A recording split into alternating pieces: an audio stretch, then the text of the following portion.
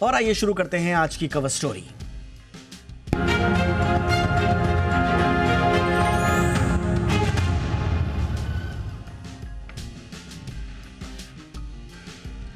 जी business की मुहिम के बाद फसाई एक्शन में है। अब कंपनियों को अपने पैकेज्ड फूड प्रोडक्ट में चीनी, नमक और फैट की मात्रा की जानकारी बोल्ड अक्षरों में देनी होगी, यानी कि बड़े अक्षरों में, जो स्पष्ट होंगे, विजिबल होंगे, बड़े होंगे। जी बिजनेस ने पैकेज्ड फूड में न्यूट्रिएंट्स की भ्रामक जानकारी के खिलाफ मुहिम चलाई थी।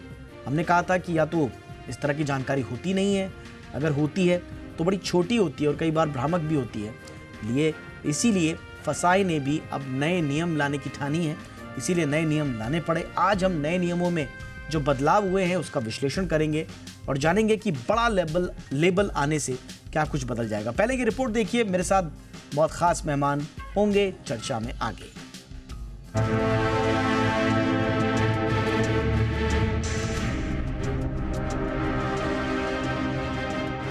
देश में खाद्य पदार्थों की गुणवत्ता पर नजर रखने वाली संस्था food safety and standard authority of India यानी फसाई ने पैकेज्ड फूड को लेकर नए दिशा निर्देश जारी किए हैं।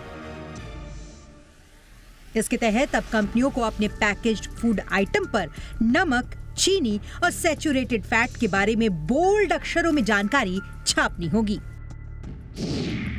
जी बिजनेस ने पैकेज्ड फूड में न्यूट्रिशन की भ्रामक जानकारी के खिलाफ मुहिम चलाई थी, जिसके बाद 6 जुलाई से लेकर बैठक हुई और फसाई ने ये फैसला लिया है कि पैकेज्ड फूड आइटम में अब पोषण संबंधित सभी जानकारी जैसे नमक, चीनी और सैचुरेटेड फैट की मात्रा को सही तरीके से लेबल करना जरूरी होगा।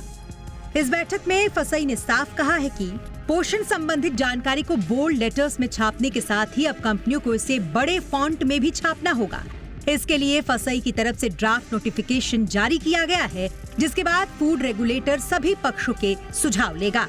इन सुझाव के बाद नोटिफिकेशन जारी करके इसे कानून बना दिया जाएगा।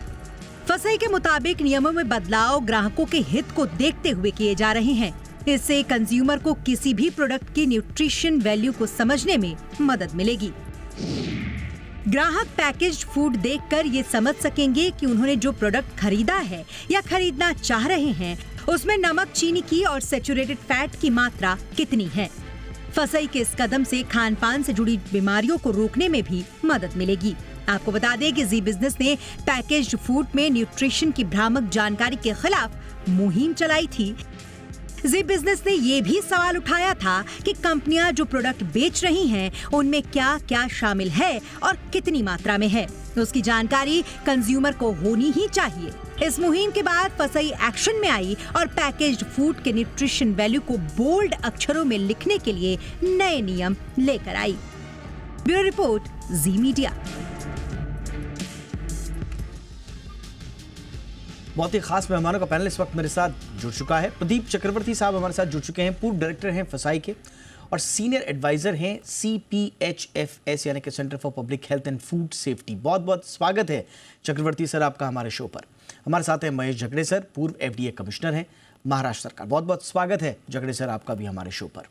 चक्रवर्ती सर, कितना इंपॉर्टेंट आपको ये लग रहा है, क्योंकि 2 हवाले दिए गए हैं न्यूट्रिशनल लेबलिंग को बोल्ड अक्षरों में करने के। नंबर 1, एक तो कंज्यूमर एम्पावर होगा, उसको ज़्यादा इन्फॉर्म्ड डिसीजन मिलेंगे। नंबर 2, NCD से कॉम्बैट करने में ये मददगार होंगे। किस तरह से ये एक सिग्निफिकेंट स्टेप है? हमारा जो पैकेजिंग एंड लेवलिंग रेगुलेशन 2011 जिससे हम लोग FSSAI से स्टार्ट किया था, तो वो उसमें एक्चुअली न्यूट्रिशनल इंफॉर्मेशन था एक्चुअली, क्योंकि nutritional information is required. But ये जो इशू है high fat salt sugar issue, it started in 2010 one Uday foundation of Jaipur, they actually lodged a PIL before Delhi High Court, and Delhi High Court issued an order to FSSAI to see the availability of safe food among school children, because obesity is a very big problem in India, and diabetes also. So I was the nodal officer for this study, and we engaged AC Nielsen. They are a very good team actually. So they surveyed 600 schools and 1,800 students, and then they submitted their reports also.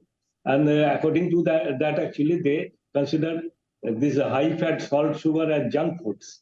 But this industry people actually they did not like this term junk food. मैं झगड़े sir के पास चलता हूँ sir. आप जैसा sir भी बता रहे हैं कि उन्होंने काफ़ी पहले इस पे सर्वे भी किया था और उसके बाद इंडस्ट्री के लोगों ने उनको ये रास नहीं आया कि कैसे आप नंबर वन एक तो जंक फूड लगा सकते हैं और दूसरा मैं देखता हूँ कि रेगुलेटरी जो भी स्टेप्स होते हैं उसमें सबसे पहले दिक्कत होती है जो बिजनेसमैन है। आपको लगता है सर कि ये बिजनेस प्रभावित करने वाली कोई बात है? आई मीन इन्फॉर्म्ड डिसीजन चाहिए, जो आपके खाने के अंदर है हम चाह रहे हैं कि वो आप दर्शकों को बता दें, जो उसको कंज्यूम कर रहा है उसको बता दें, दैट्स इट। झगड़े सर। थैंक यू दीपक। इसमें ऐसा है कि आपने फिर से एक अच्छा टॉपिक लिया है, लेकिन इसमें मुझे एक बताना चाहता हूं कि ये जो रेगुलेशन है, यानी लेबलिंग के और डिस्प्ले के रेगुलेशन 2000 में बने 2020 में, और उसका जो लागू कर दिया, इम्प्लीमेंटेशन शुरू हो गया है वो 1 जनवरी 2022 में। अभी ये नया जो करने जा रहे हैं वो उसकी अगले वाली स्टेज है। अभी एग्जिस्टिंग क्या है मैं आपको बताता हूँ। एग्जिस्टिंग ऐसा है कि उसमें ये जो 2011 का 6 का कानून है कि उसमें कंज्यूमर को इन्फॉर्म्ड चॉइस होनी चाहिए कि वो जो खा रहे हैं उसमें कितने प्रोटीन्स है, कितने फैट है और कितने कार्बोहाइड्रेट्स है, और वो फैट में कौन से अनसैचुरेटेड है, कौन से सैचुरेटेड है, यानी इन्फॉर्म डिसीजन होना है, और कितनी मात्रा में उसमें कैलोरीज है, तो वो पूरा देने का प्रावधान पहले से ही 2011 से जो कानून आया उसमें है, और 2022 में जो 1 जनवरी से गए उसमें आए हैं। अभी जो मुझे लगता है कि अभी तो एक्चुअली वो आया नहीं है उनका जो ये क्या करना है, लेकिन उसमें से मैं आपको एक प्रावधान पढ़ के बताता हूँ कि contents on the label shall be clear, unambiguous, prominent, conspicuous, indelible and readily. वो तो पहले से ही है। मुझे लगता है कि अभी वो ये करने जा रहे हैं कि उसका साइज शायद वो उसमें बताएंगे कि साइज क्या होना है। जैसे कि ड्रग्स एंड कॉस्मेटिक एक्ट में मेडिसिन की जो साइज जो ये होता है कि नाम होता है केमिकल नेम, या जिसको हम जेनेरिक नेम बोलते हैं, वो बहुत छोटा होता है और ब्रांड नेम बड़ा होता है। लेकिन उनके रूल्स में, ड्रग्स के रूल में, मेडिसिन के रूल में, उन्होंने बताया है कि वो जो ब्रांडेड नेम है उससे वो केमिकल नेम बड़ा होना है।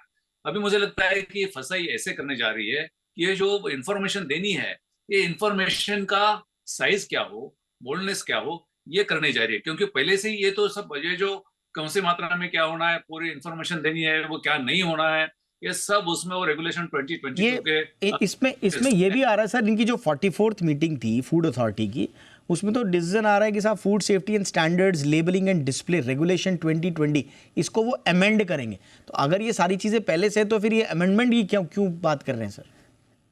ये बहुत कंफ्यूजिंग है। मुझे लगता है कि अभी के जो चेयरमैन है अपूर्व चंद्रा जी, वो तो शायद उनके सामने रखा नहीं गया होगा कि ये रेगुलेशन पहले से है, मैं फॉलो करते आ रहा हूँ ये रेगुलेशन।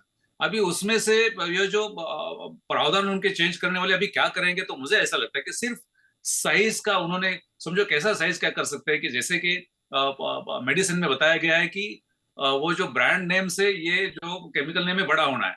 अभी शायद ऐसा करेंगे कि फूड का जो नाम है, फूड का जो ब्रांडेड नेम है, उससे ये इंफॉर्मेशन इतने परसेंटेज लेटर होंगे, 50% के साइज के होंगे, ऐसे होंगे।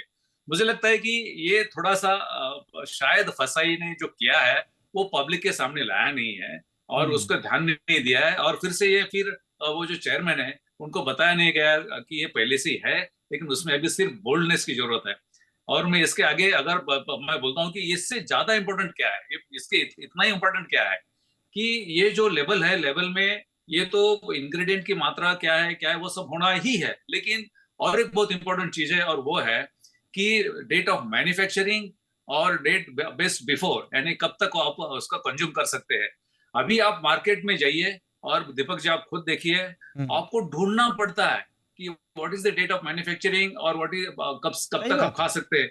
मुझे लगता है कि ये इंपॉर्टेंट उन्होंने ध्यान नहीं दिया है। ऐसे ही मेरा कहना है कि ये जो ब्रांड नेम होता है उससे बहुत परमानेंटली जानने के बाद अगर मैं कोई खरीद करता हूँ, परचेस करता हूँ, तो मुझे पहली बार दिखना चाहिए कि मैं कब तक ये कंज्यूम कर सकता हूँ। ये बहुत बड़ा कारोबार का बहुत झोल है, क्योंकि इसमें ऐसा होता है, आई विल गिव एग्जांपल, कि जो पानी की बोतलें होती है उसमें बेस्ट बिफोर जो होता है वो ऐसे होता है किसी को दिखाई नहीं देता है, और जो बोतल जो अनस्क्रूपुलस एलिमेंट है बार बार यूज करते हैं, और ऐसा होता है, ऐसे बहुत सारे प्रोडक्ट्स है उसमें होता है। मुझे लगता है कि फसाई ने ये जो रूल बनाया है उनका इम्प्लीमेंटेशन कोई दिखता नहीं है।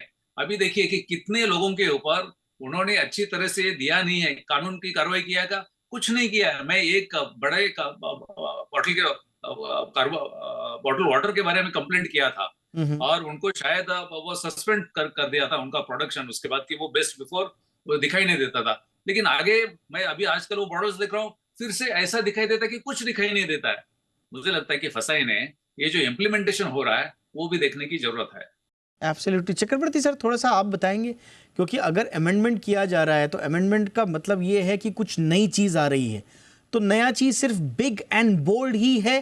क्योंकि सर तो बता रहे ऑलरेडी, अच्छा ये स्ट्रेटेजिकली ऐसी लोकेशंस पे रखा जाता है, न्यूट्रिशनल कंटेंट का नाम, बेस्ट बिफोर, मैन्युफैक्चर्ड, ये ऐसी जगह बिल्कुल आप कोई एक सामान्य आदमी तो पढ़ भी नहीं सकता, ढूंढ ढूंढ के भी नहीं पढ़ने में आता है वो।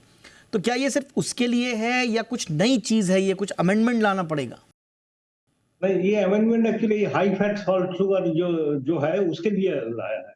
अच्छा। Because from 2011 actually we had packaging and labeling regulation. It was trifurcated, and then actually we have this labeling and display regulations, packaging regulation, and claims and advertisement regulations. तो ये actually implement हुआ है actually from 1st January 2022. तो इसका बाद भी देखा जाए कि ये जो high fat salt sugar, it is an area of concern because of high rate of diabetes and other diseases. तो इसीलिए इसको इम्पोर्टेंस दिया गया है, और ये actually this is the only modified regulation, amended regulation I would say. अच्छा sir, correct me if I am wrong, जो मैं पढ़ पा रहा हूँ इसमें, total sugars, salt and saturated fat should be highlighted in a big and bold letters on labels of packaged food items. तो sugar, salt और सैचुरेटेड फैट, जहां तक मुझे ध्यान आ रहा सर, ये तो पहले भी था ना? नहीं, ये पहले नहीं था। पहले जस्ट लिस्ट ऑफ इंग्रेडिएंट्स वो इंफॉर्मेशन चाहिए था अकॉर्डिंग टू डिमिनिशिंग क्वांटिटी। तो पहले भी था, लेकिन इसको हाईलाइट करने का चीज नहीं था। Earlier actually it was, there was no mention that it should be highlighted, this sugar, fat and salt. Now actually you have to highlight this also, so that consumer should have a preferred choice. Okay, झगड़े sir कुछ कह रहे हैं? नहीं, मैं ऐसा कह रहा हूँ कि पहले से सब के बारे में है कि हाईलाइट करना जो है चीज है कि देखिए, अभी मैं आपने एक प्रोग्राम किया था कि इन्फेंट के बारे में, इन्फेंट फूड के बारे में, वो एडेड शुगर थे, सुक्रोज था, और वो पहले तो स्विट्जरलैंड में पाया गया था कि एडेड शुगर नहीं चलता है, लेकिन हमारे यहाँ उन्होंने दिया था और वो उसके ऊपर नहीं दिया था, लेकिन वो देना जरूरी था। यहाँ पे उन्होंने कुछ देखा नहीं है। प्रॉब्लम ऐसा है कि ये जो प्रोमिनेंटली जो पहले से प्रावधान है वो सबके लिए, ट्रांस फैट के लिए, सबके लिए कि वो होना है। किसी के लिए वो कार्बोहाइड्रेट अच्छा नहीं रहेगा, किसी के लिए शुगर अच्छा नहीं रहेगा, किसी के लिए फैट नहीं अच्छा रहेगा। तो ये तो प्रोमिनेंटली होना ही है। अदरवाइज क्या होगा कि ये सिर्फ एक ही लेके हाईलाइट करके बाकी तो छूट जाता है। जैसे कि अभी समझो सिर्फ फैट हाईलाइट किया, तो इन्फेंट फूड में तो शुक्रोज का बहुत प्रॉब्लम होने वाला है। तो ये जो 2020 का जो ये है नियमन है लेबलिंग एंड डिस्प्ले का, उसमें मुझे लगता है कि उन्होंने सिर्फ ये करना है अभी कि ये जो साइज है, साइज मैटर्स, कि वो कितनी बड़ी करना है, number 1। Number 2, prominently immediately after the वो जो ब्रांड नेम होते हैं वहां होना है। और इससे आगे मैं दीपक जी बताना चाहता हूँ कि ये सब हुआ कि समझो किसमें फैट कितना है।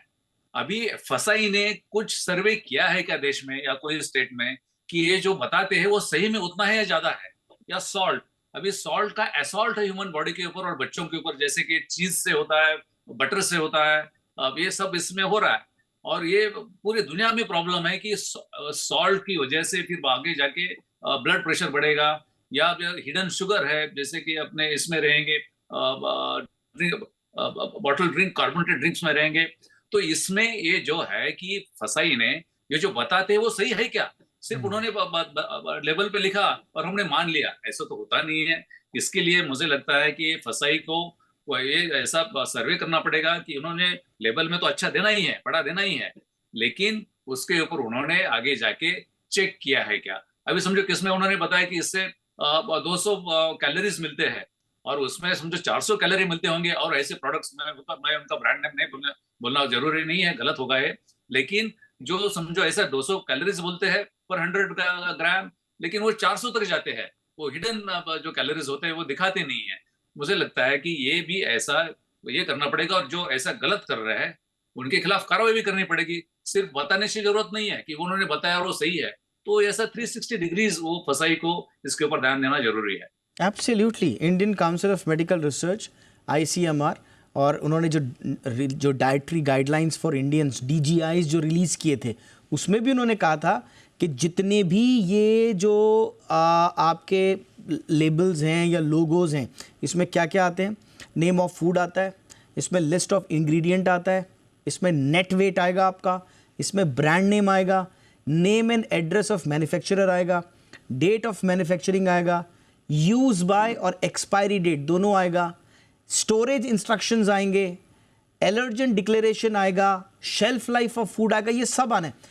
ये खुद ICMR ने माना है कि ये सारी की सारी चीजें भ्रामक हो सकती हैं, और इसीलिए वो कह रहे हैं कि आप अटेंशन पे कीजिए इन सिंबल्स पे, फूड पैकेजेस पे ध्यान से पढ़िए, ये सब भ्रामक हो सकता है। और इसीलिए अब देखिए, अब इसमें से जो मैं निकाल पा रहा हूं, अगर फसाई ये कह रहा है कि सिर्फ आप पैकेज्ड फूड पर NCDs को कॉम्बैट करने वाले, यानी कि सॉल्ट, सैचुरेटेड फैट, इन सब चीज़ों की अगर आपने लेबलिंग बोल्ड अक्षरों में करनी है, तो मुझे लगता है कि दिस इज़, चाहे ये नई थी या पुरानी थी, मैं इस पर नहीं जा रहा हूँ, लेकिन ये बहुत छोटा काम है, ये बहुत छोटा काम है, काम इससे बड़ा होना। चक्रवर्ती सर, आपका इस पर कॉमेंट सर। नहीं, सिर्फ रेगुलेशन बनाने से सब कुछ नहीं होता है। इसको जगाडे साहब जैसे बोला है, इसको एनफोर्समेंट होना चाहिए, सर्वेलेंस होना चाहिए। अगर वो नहीं होगा तो there is no point actually just making a regulation और amending a regulation will serve the purpose. और फिर अभी तो ये back of the product labeling, अभी तो फ्रंट ऑफ प्रोडक्ट लेबलिंग पे भी बात होनी है अभी, कि आप पीछे क्यों दिखाते हैं छुपी छुपी जगहों पे, वो भी एक बहस रह गई। चक्रवर्ती सर, उस पर कोई काम किया था आप लोगों ने? नहीं, देखिए, हमारा एक्चुअली एक ये भी है, साइंटिफिक पैनल भी है, उसमें ये पैकेजिंग एंड लेवलिंग एक्सपर्ट्स जो है NIN और ICMR का भी काफी सारे मेंबर्स है, तो they actually frame this regulation and उसी का बेसिस में किया। Actually NIN, ICMR Hyderabad, they actually did lot of work for FSSAI। ठीक है sir. FSSAI individual did not do, but NIN, ICMR did lot of research and work on this. देखिए, अब फसाई भी ये कह रहा है कि देखिए, just long term advantage in promoting a health conscious community and lowering the occurrence of non communicable diseases, ये दो चीज़ें इंपॉर्टेंट है। एक तो हेल्थ कॉन्शियस कम्युनिटी बनाने के लिए, और जो नॉन कम्युनिकेबल डिजीज़ हैं, NCDs हैं, जो आजकल बहुत ज़्यादा हैं, जिनसे बहुत ज़्यादा मृत्यु हो रही हैं लोगों की, नॉन कम्युनिकेबल डिजीज, जिसमें हार्ट से लेकर सारी चीज़ें आ गई है, सारी डिजीजेज उसी में आती हैं। इनका प्रिवेलेंस, अगर कोई उसमें मदद कर रहा है, अगर ये लेबलिंग मदद कर रही हैं, लेबलिंग तो नहीं मदद कर रही हैं, भ्रामक लेबलिंग मदद अगर कर रही हैं, झूठी लेबलिंग अगर मदद कर रही हैं, तो आप समझ सकते हैं कि ये मामला कितना गंभीर है। इसलिए सिर्फ हेडलाइंस पे मत जाइए, अभी तह तक जाना बहुत ज़रूरी है। फसाई ने ये सिर्फ शुरुआत की है, जी बिजनेस ने शुरुआत से इस मुद्दे को उठाया है, आज भी उठा रहे हैं, आगे भी उठाते रहेंगे, तब तक जब तक एक ग्राहक को पूरी इन्फॉर्म चॉइस नहीं मिल जाती, डिसीजन नहीं मिल जाता कि वो जो कंज्यूम कर रहा है, क्या उसके बारे में उसको इन एंड आउट हर चीज़ मालूम है, उसके संज्ञान में हर चीज़ है, तब तक हमारी ये मुहिम जारी रहेगी। फसाई इस तरह के कदम उठाते रहे, बहुत अच्छी बात है, लेकिन देर ना लगाए उसमें, छोटे छोटे ना उठाए, कुछ बड़ा सिग्निफिकेंट करे तो फिर मज़ा कुछ और। लेकिन फिलहाल ये एक कदम आगे, तो इसलिए हम सराहना करते हैं। थैंक यू सो मच, आप दोनों ने वक्त निकाला। झगड़े सर, चक्रवर्ती सर, आप दोनों का बहुत बहुत धन्यवाद वक्त निकालने के लिए।